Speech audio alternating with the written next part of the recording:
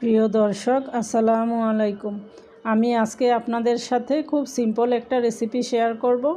আপনাদের হাতের কাছে যদি পোলাও চাল না থাকে তাহলে কিভাবে ঘরে থাকা সিদ্ধ চাল দিয়েই আপনারা এই ডিম পোলাওটা রান্না করতে পারেন, সেই রেসিপিটা আজকে আপনাদের সাথে শেয়ার করব। আশা করি রেসিপিটি আপনাদের ভালো লাগবে। একটা প্যানে দিয়ে দিচ্ছি 2 টেবিল চামচের মতো সয়াবিন তেল, দিচ্ছি অল্প একটু লবণ। এখন লবণটাকে একটু নেড়েচেড়ে মিশিয়ে এর মধ্যে আমি এখানে কোয়েল পাখির 20টা ডিম নিয়েছি, এগুলোকে সিদ্ধ করে ছুলে নিয়েছি। এখন এগুলোকে দিয়ে আমি একটু তেলে ভেজে নিব। ডিমগুলি আমার মোটামুটি ভাজা হয়ে গিয়েছে, এখন এগুলিকে আমি উঠিয়ে নিচ্ছি।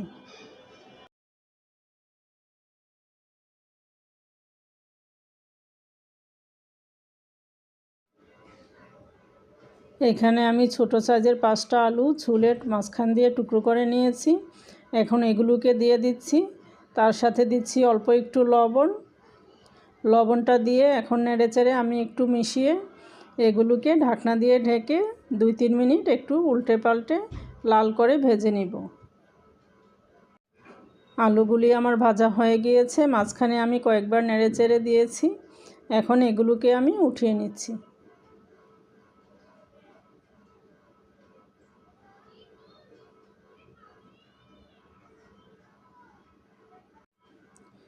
এখন একটা পাতিলে আমি দিয়ে দিচ্ছি 3 টেবিল চামচের মতো সয়াবিন তেল।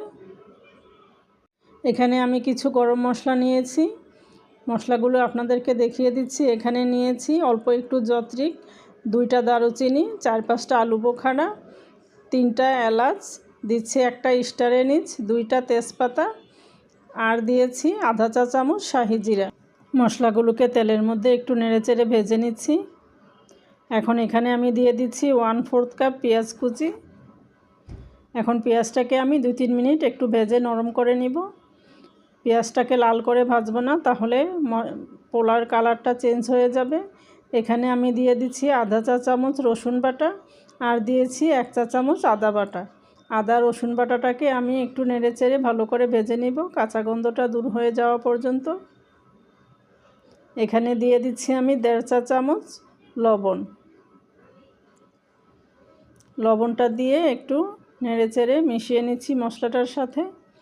এখন আমি এখানে দিয়ে দিব পরিমাণ মতো পানি। এখানে আমি 2 কাপ চাল রান্না করব, এজন্য আমি এখানে 5 কাপ পানি নিয়েছি।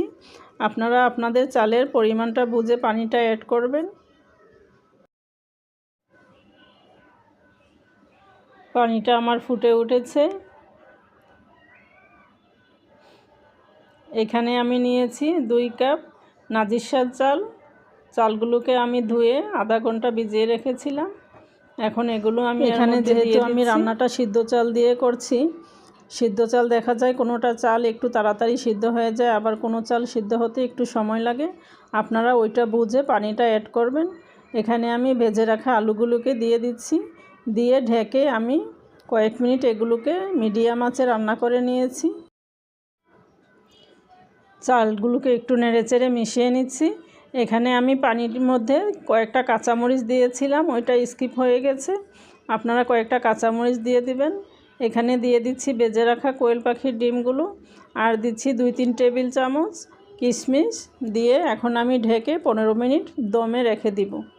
এখন দিয়ে দিচ্ছি একটু ফুড কালার আর 2 টেবিল চামচ ঘি, দিয়ে দিচ্ছি 1 টেবিল চামচ চিনি।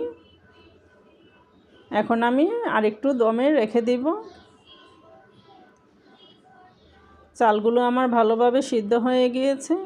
এখন আমি সব কিছু আরেকবার নেড়েচেড়ে ভালো করে মিশিয়ে নিচ্ছি।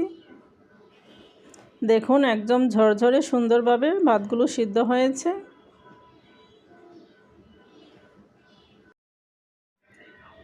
অনেক সময় দেখা যায় রান্নার সময় হাতের কাছে পোলাও চাল থাকে না, ওই অবস্থায় আপনারা চাইলে এভাবে সিদ্ধ চাল দিয়েও রান্নাটা করে নিতে পারেন।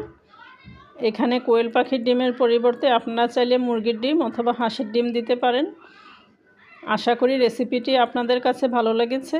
ভালো লেগে থাকলে অবশ্যই আমাকে কমেন্ট করে জানাবেন, আর কে কে এভাবে রান্না করেন আমাকে জানাবেন। আশা করি সবাই ভালো থাকবেন। আল্লাহ হাফেজ।